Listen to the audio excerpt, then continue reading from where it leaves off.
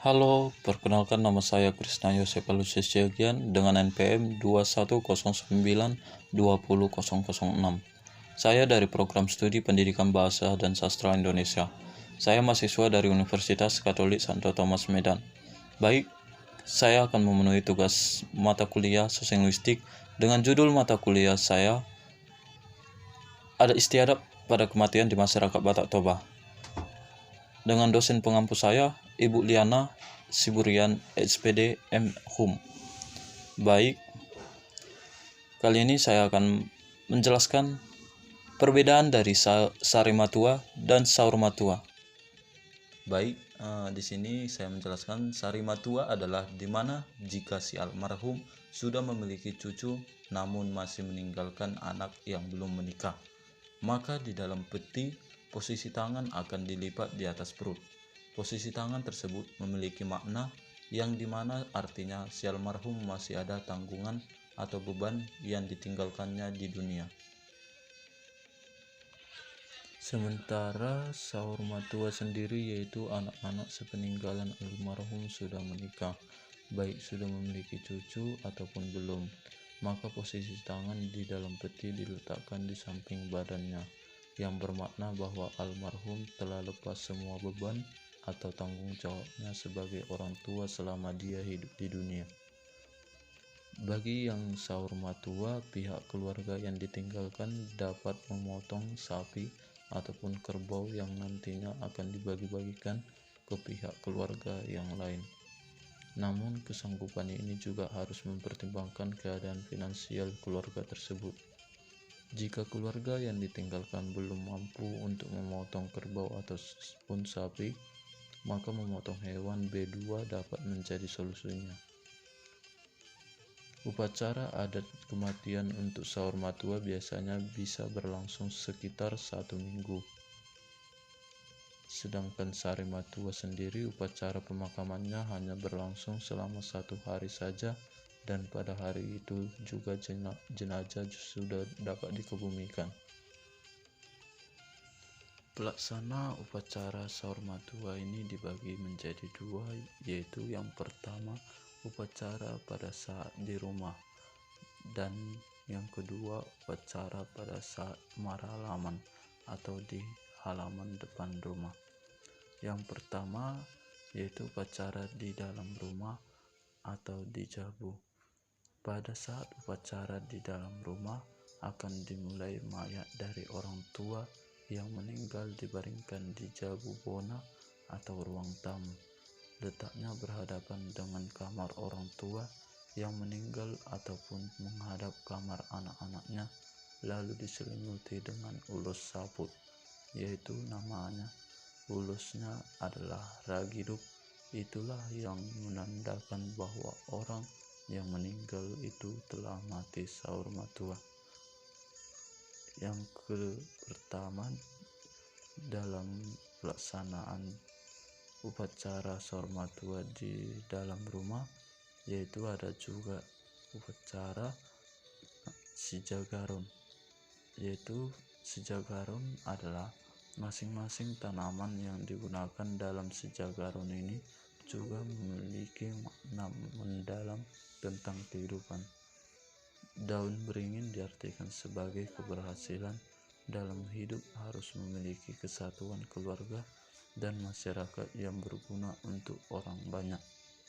Padi bermakna orang yang meninggal sudah memiliki taraf hidup yang baik, ditandai dengan cukup pangan dan sandang, ditambah bibit-bibit yang demikian telah diwariskannya kepada anak cucu-cucunya.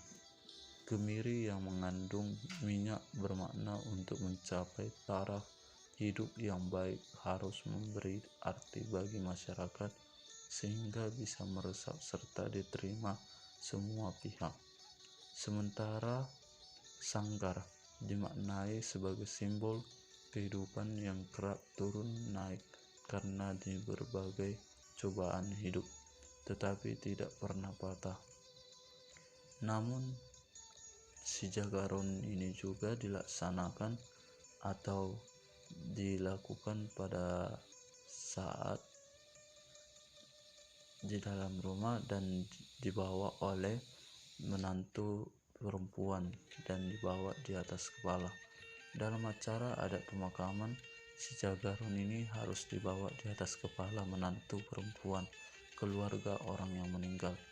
Kemudian dibawa memutari ruangan 3 kali.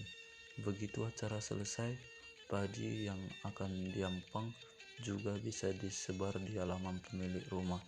Masyarakat Batak percaya jika padinya tumbuh, maka anak dan cucu orang yang meninggal ini akan mendapat kesuksesan.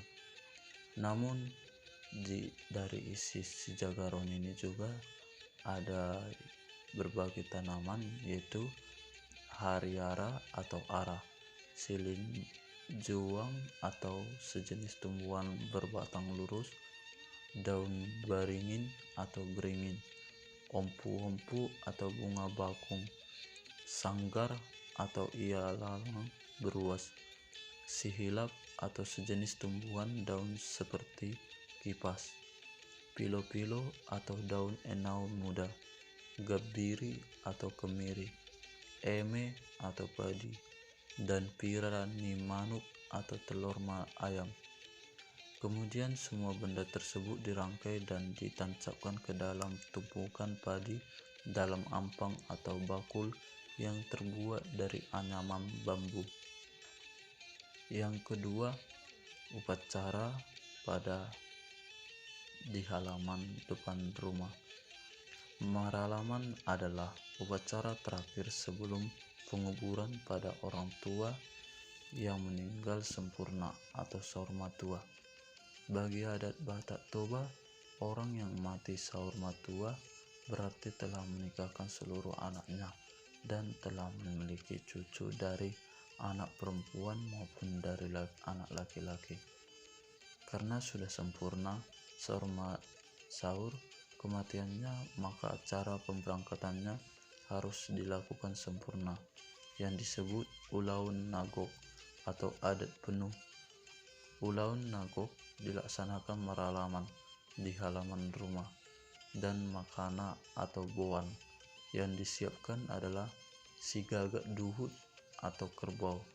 Kerbau inilah yang nantinya akan disembelih dan dibagikan menurut jabar atau bagian seseorang dalam upacara adat yang berlangsung menurut status seseorang dalam dalihan Natolu. Margondang atau bergandengan atau pesta pemberangkatan dilakukan sebagai ucapan syukur kepada Tuhan mula jadi nabolon atau kebahagiaan yang mereka nikmati. Dilaksanakan beberapa hari dengan makanan dan minuman yang dihidangkan mulai dari pagi sampai malam hari untuk semua yang hadir, yang biasa disebut mengalindakon na adong atau menunjukkan keberadaan. Kemudian dilanjutkan dengan mopo. Mopo yaitu yang meninggal dimasukkan ke dalam peti mati atau rumah-rumahnya. Pada saat ini disampaikan ulus sabut dari tulang dan ulus sampai tua kepada turun-temurunnya oleh hula-hula. Apabila acara penyampaian ulus sabut dan ulus sampai tua telah selesai, maka petugas membuat sanggul marata yang ditempatkan di halang hulu-hulu yang meninggal atau di bagian kepala si mayat di luar peti matinya. Sanggul marata adalah bunga dan daun-daun mekar hijau yang ditaruh di dalam ampang atau bakul Batak berisi padi. Sanggul marata adalah jambang hadu maun atau kesejahteraan. Lalu dilanjutkan ke acara partuadna, yaitu membawa peti mati yang berisi jenazah keluar dari rumah dan meletakkan di halaman rumah. Lalu pada saat ini para unsur dalihan Natolu kalayak ramai dengan rombongan sesuai dengan fungsinya datang menortor masing-masing dengan bawaannya. Pada saat ini juga semua jambar yang telah disiapkan dengan menyembelih kerbau ditambah dengan beberapa ekor babi untuk makan bersama. Di samping membenahi hewan kerbau, Bowen yang dibenahi atas jambar-jambar dalam keadaan mentah. Baik teman-teman, demikianlah hasil pemaparan atau penyampaian hasil video atau bahan mata kuliah sosiolinguistik saya. Jika ada pengucapan kata-kata yang saya sampaikan kurang berkenan di hati saudara-saudara, mohon dimaafkan. Sekian dan terima kasih. Horas.